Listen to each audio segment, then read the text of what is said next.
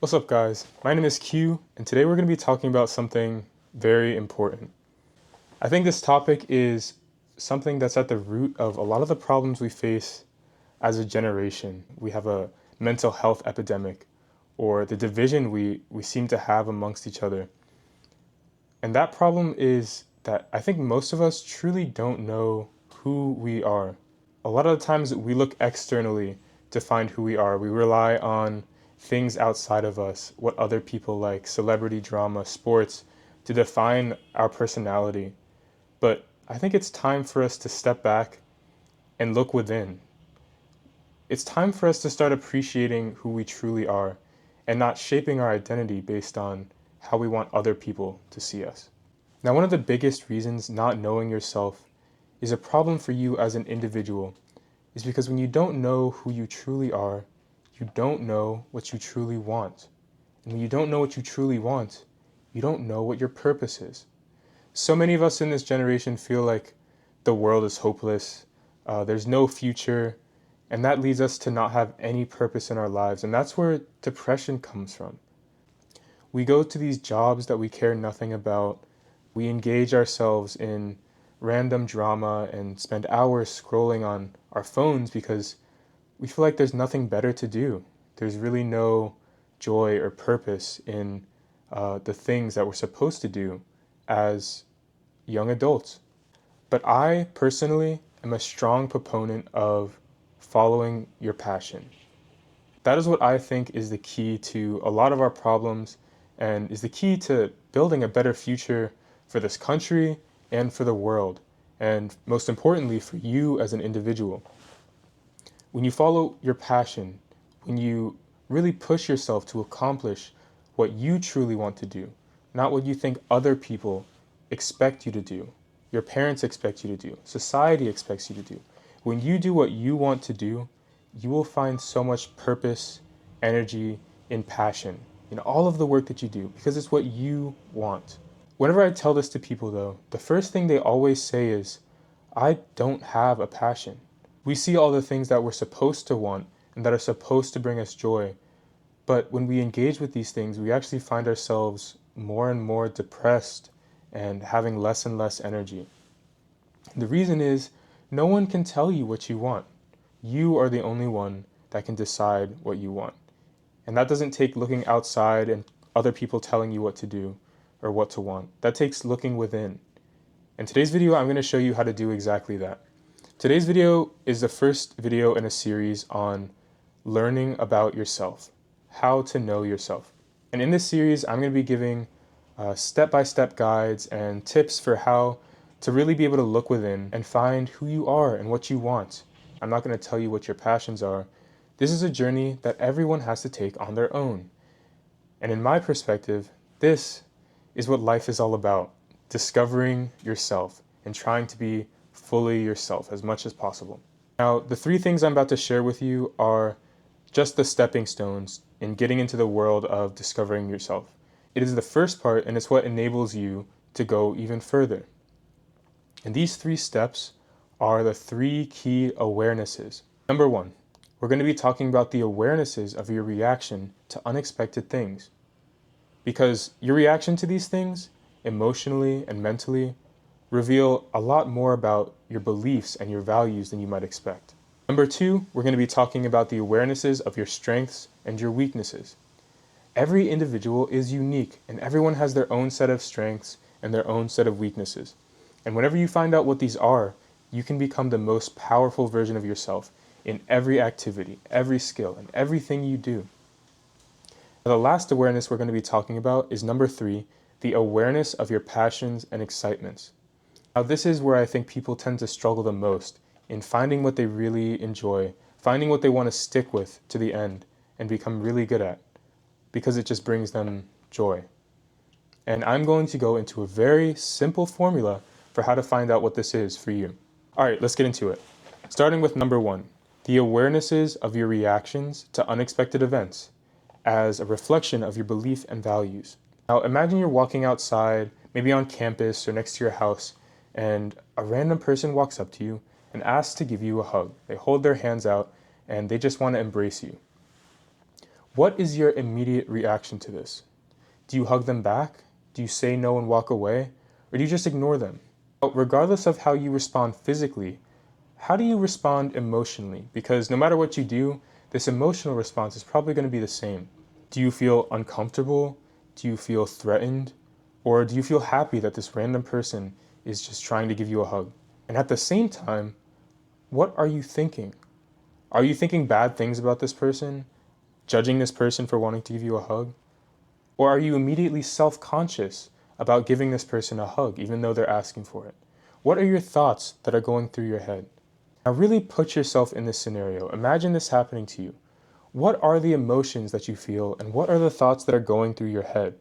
Once you identify these things, you can learn a lot about yourself that you wouldn't really consider otherwise. For example, if you felt uncomfortable, you can start to ask yourself, why did I feel uncomfortable? Did I feel uncomfortable because I don't like physical contact? And if that's the case, why don't I like physical contact? Is it because I'm a reserved person? Then why am I a reserved person? As you keep asking these questions, why do I feel this way? Why do I believe I have to feel this way? You get down to the root belief. And when you understand what your root beliefs are, you can really begin to understand yourself. But without this analysis, without being aware of your reactions emotionally and mentally, you'll never know who you truly are. You'll be dictated by the emotions you feel, and you won't understand why these emotions are making you do these certain things. You'll be dictated by the thoughts that you have immediately after unexpected events. And because you're unaware that you're having these thoughts and you don't reflect on them, then maybe these thoughts aren't serving you in the way you want. But you would never know because you didn't take the time to consider them. This awareness is a very powerful tool for transformation, not only for discovering who you are.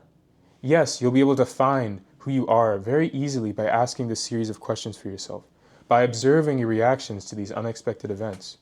But once you identify these beliefs, if they're not aligned with who you want to be, then it's very easy for you to change them. Beliefs and values that do not align with your true self, with who you really want to be, these beliefs and values will seem nonsensical. You realize, why am I thinking this way? Why do I feel this way? And as you dig deeper and deeper, you'll find that one root thought, one root memory, maybe it's a trauma, that it's causing you to have this emotion. And after that, it's only a matter of time and effort and practice before you get rid of that, and you're more truly aligned with who you want to be. Now, I want to make two key points after reflecting on this awareness. Firstly, who you are is constantly changing. Your beliefs and values today are not the same beliefs and values you had yesterday. Every experience you have is shaping you to move in a different direction. But when you become aware of how these actions and how these events are affecting you and what emotions and thoughts they're bringing up in you, you begin to have a sense of control over how they shape your future thoughts and your future beliefs. Now, I'm a neuroscience major at Johns Hopkins University, so let me put my classes to use real quick. Your brain works in circuits. The neurons in your brain are wired a certain way based on thoughts and actions that you repeatedly have. Now, one of the most famous phrases in neuroscience comes from the neuropsychiatrist Donald Hebb, who in 1949 made the discovery that neurons that fire together wire together. This is the fundamental theory of neuroscience. When two or more neurons fire at the same time, frequently, over and over, they begin to form a very strong connection. And the next time one of those neurons fire, all of them will also fire. Now, this has heavy implications for our thoughts, our behaviors, our beliefs. Whenever you have a depressive thought or a thought you'd rather not have, or whenever you do something and you ask yourself, why did I do that? It's more often than not linked to a previous thought or a chain of thoughts that led up to that action or feeling. Because again, neurons that fire together wire together. When you often lead yourself down a depressive cycle, a depressive series of thoughts, or when one small thought leads to another that leads to an emotion that brings you to act in a way that you never wanted to act, this is why. But this principle is very powerful, and it works in the opposite direction. Whenever you can identify the starting thought, or even in the middle of the chain, and break it off and practice another thought. You can think something positive like, I don't want to have this thought, I want to think this way. I want to think better of myself. I'm going to get up right now instead of staying in bed. You are breaking the chain and you are starting a new circuit. And whenever you link a thought or a feeling to a specific other thought or specific action, you begin to form a habit. And that's all a habit is. A habit is just a circuit that exists in your brain. Neurons that often fire together, they'll fire together again more easily. So as you keep doing these things and as you keep building these good habits, they're going to become easier and easier, and eventually you'll be able to do these things without actually having to pay attention. It'll be automatic. Now, I know I'm going a little bit off topic, but the second point I wanted to make before we move on is that your true self is not who you are right now. Your true self is who you want to be. Who is the best version of yourself? Whenever you picture yourself in your head and you think, who is the best version of Q? Who is the best version of me? Who is it that pops in your head? Is it who you are right now with all of your beliefs that are keeping you locked in the same place? Are you surrounded by the people that you're surrounded with now? Are you doing the things that you're doing right now? If not, then you're not yet your true self. And one important part about changing your beliefs and changing your values and being aware of your values right now is that whenever you picture your true self, who you want to be, you need to picture what beliefs and what values that version of you has. You need to identify the beliefs and the values that you have right now that don't match with that person, and you need to start changing them. And it's not going to happen immediately. Things like this never do. But you can practice, and once you become the person you want to be, you will be in the place you want to be. Your environment will automatically change around you to fit this new version of yourself. But it takes work, it takes awareness, and it takes commitment. That was enough side chat, so let's get on to the second awareness. The awareness of your strengths and weaknesses. Now, like I said at the beginning of the video, everyone has their own set of strengths and weaknesses. Nobody is good at everything, but at the same time, nobody is bad at everything. One other common thing I hear from people when I talk to them about this kind of thing is that they feel they don't have any strong strengths. They never took the time to develop something that can be shown off, like someone who's really good at drawing or really good at playing the guitar. And because they don't have one specific skill they can show other people, they think they're not really good at anything, like they have no strengths. This is a pretty depressing way of thinking, I think, especially because it's just not true. Science tells us that everybody has strengths because everybody has their unique set of genes. Your genetics program you to be able to do certain things very well and other things not so well. It depends on your parents, where they come from, and also how you were raised. Your genes are influenced by your environment. How you were raised plays a huge part on the expression of your genes. And in the current direction of science, we're finding more and more that even our behaviors now, the way we treat ourselves and the way we treat other people and the habits we have, shape our genetics and can change them over time. Now, a common misconception about genetics is that they only shape things like the way we look, how tall we are, the color of our eyes. But genetics play a huge part in the actions you take, your behaviors, your habits, things you're prone to like addiction or even being an introvert or extrovert. These things, all of them, are affected by your genetics. And we can see this in babies as they're born, even before they leave the hospital. So, knowing this, knowing that you have so much information and an innate sense of strength hidden within yourself, be more confident and look to find what those strengths are. Now, the way to find what your strengths and weaknesses are to look at where you often fail and to look at where you often succeed. The areas where you succeed the most are going to be aligned more with your strengths. And the mistakes you keep making, the things you can't seem to get right, are probably aligned more with your weaknesses. Now, you shouldn't blame yourself for your weaknesses or blame yourself for being bad at certain things because, again, everybody has strengths and weaknesses. Instead, you should aim to be more aware of what your specific strengths and weaknesses are. Now, I'm not really talking about skills you develop like art or music or even academics. I think this is a pretty confusing thing to think about. So let me give you an example for myself to kind of illustrate my point. I like to play basketball a lot. I think I have an unfair advantage because I'm taller than the kids at my college and I have long arms. So it's not really fair being out on the court. But whenever I play basketball, I don't just get out there and play around. I'm out there to win. And how I do that is I rely on my strengths and I focus on my weaknesses. Now, I know what my strengths are. I'm very aware of what my strengths are. I'm fast, I have long arms, and I can be strong. I can run from one end of the court to the other in less than 4 seconds, and nobody can keep up with me. And because I'm so tall, even if they could keep up with me, it doesn't matter. But the strength of speed is very great in the game of basketball, obviously, and it helps me a lot to play my best game. But I also have to be aware of my weaknesses, or I'm very quickly going to find myself failing. And here's why. My weakness physically is my lack of endurance. I get winded, I have asthma, and I run out of energy very quickly. Even when I train day after day, my energy level is really low. And that's partially because a lot of my muscles are fast twitch muscles. That's why I can run very fast. So whenever I'm playing basketball, I have to be aware of this fact. If I just run up and down the court as fast as I can at the beginning of the game, I'm going to be winded 5 minutes in and I can't play the rest of the game. I'm useless. So I have to be aware of my weakness as well. I have to use my speed sparingly in the moments where it really counts.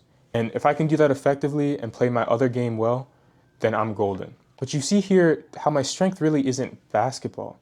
My strength here is my speed, it's my height, it's my long arms. These are all things that are genetic. These are things I didn't necessarily have to train. I did train them because I was already good at it.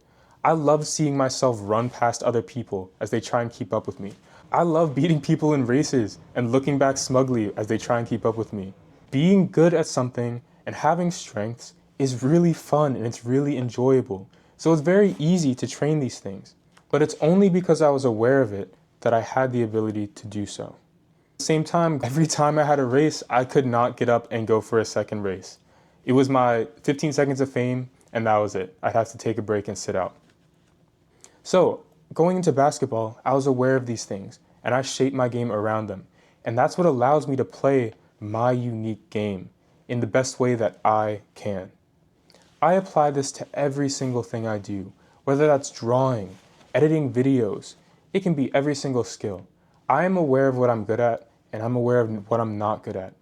I apply my strengths to compensate for my weaknesses, and that's what makes what I do uniquely me. Now, this is a very powerful ability to have because this allows you to learn anything at an incredible rate. A lot of people have the misconception that when you learn something, you have to learn it a specific way. And this comes from how we learn things in school, where everyone's in the same class and everyone learns step by step. But in reality, every skill is shaped for you. You can shape your learning based on what you're good at, your way of learning, what you want to learn in that area or skill. And these are based on your strengths. Your strengths are where you're going to have fun. Your weaknesses are where you can compensate, where you can give a little bit of extra practice, but you rely mostly on your strengths. In order to do this, you have to know and be aware of what your strengths are. If you can effectively apply your strengths and weaknesses that you're aware of, you will be able to excel at anything. And this brings me to my next point, which is awareness of your passions and excitements. Now again, this is something that a lot of people struggle with. They don't know what their passions or excitements are. And often they'll rely on things like drugs or scrolling on TikTok to get the dopamine rush that you're supposed to get from doing things that excite you. And this isn't your fault because you were never taught to find things that excite you. You were taught to go through school and learn the same things everyone else did. And sure, we had clubs and those worked out well for some people, but for the people where they couldn't find their passion, they couldn't find what excited them, they're left out to dry. And a lot of us feel depressed because of this. So how can you find your passion? First, start with the first two awarenesses. Get good at those. Know what your strengths and weaknesses are so you can build the skills you need excel at your passion. And know what your beliefs and values are. Because if you don't have strong beliefs and values, and you are not confident in yourself, you're never going to be able to excel in the way that you want to excel. You're never going to be able to push past everybody else that's competing with you in your field and become the best version of yourself that you can be. So what's the simple formula to finding what your excitement and passion is? You'll be happy to know that this formula is actually built inside your heart. It's built in your soul. And that is your feeling of excitement. Anytime you're given the opportunity to do something that excites you, go do it. That's it. That's the formula. Now, I'm not talking about pleasures like drugs or partying or things like that. I'm talking about true excitement, not excitement that leaves you feeling drained afterwards. Excitement that gives you energy. Maybe your friend asks you to go on a hike and you haven't been hiking in a while. Go do it. Maybe you have the sudden urge to draw. Someone invites you to draw and you feel a little bit excited about that. Go do it. This excitement isn't a random feeling. You have no idea where it comes from, but it's coming from you. It's coming from your heart and it's coming from your soul. These things are telling you, your subconscious mind is telling you that this is the right action. This is the action that you should be taking. And every time you don't listen to it, you are betraying yourself. Now, a lot of people will give the excuse that there are a lot of pressures like work or taking care of whatever, random things. But if these things aren't fulfilling to you, and these things aren't exciting to you, and even whenever you're struggling through these things, you don't feel abundant, like you're living the life you deserve, then something is wrong. And that something is you're not following your passion. You're not finding your excitement. Now, I'm not saying whenever you follow the next excitement you have, you're going to immediately find your passion. Maybe your friend invites you on a hike and you're excited about that. That doesn't mean hiking is your passion. What it means is you are initiating a journey. You are starting on a path to get to your passion. It starts with one action that leads to another, that brings you to another opportunity. And that will keep going, and your excitement will build more and more, and your heart will tell you exactly where to go.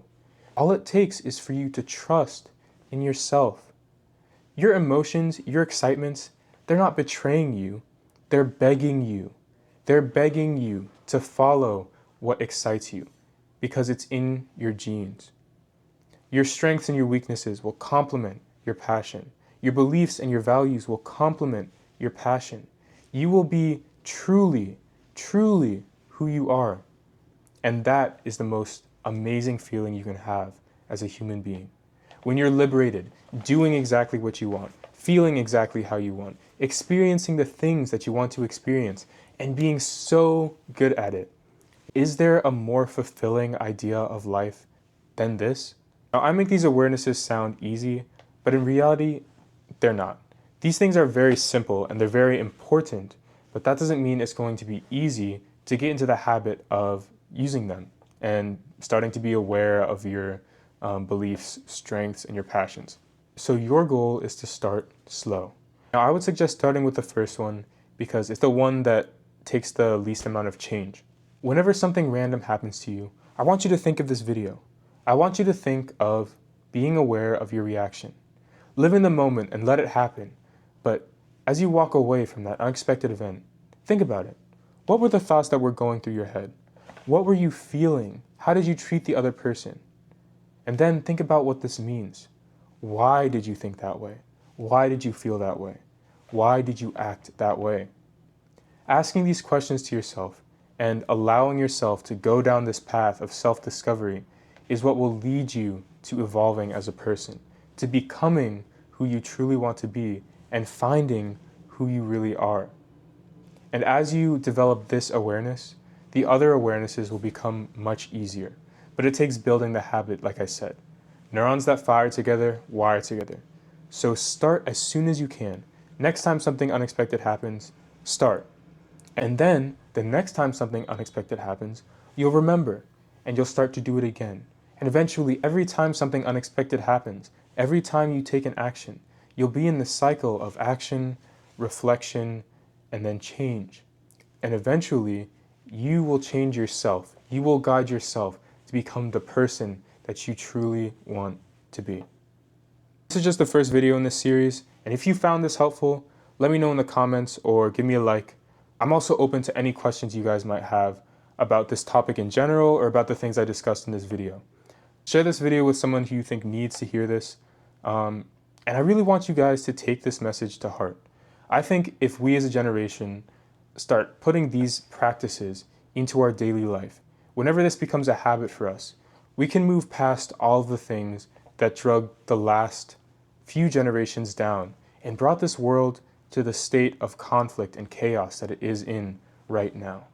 As we start evolving ourselves and becoming better people as individuals, we can start to form communities. We can start to love each other better and love ourselves more. And that's what will bring us as a world, as a country, as a community to become stronger and live in a world that we all want to live in. Thank you guys. I'll see you guys next time.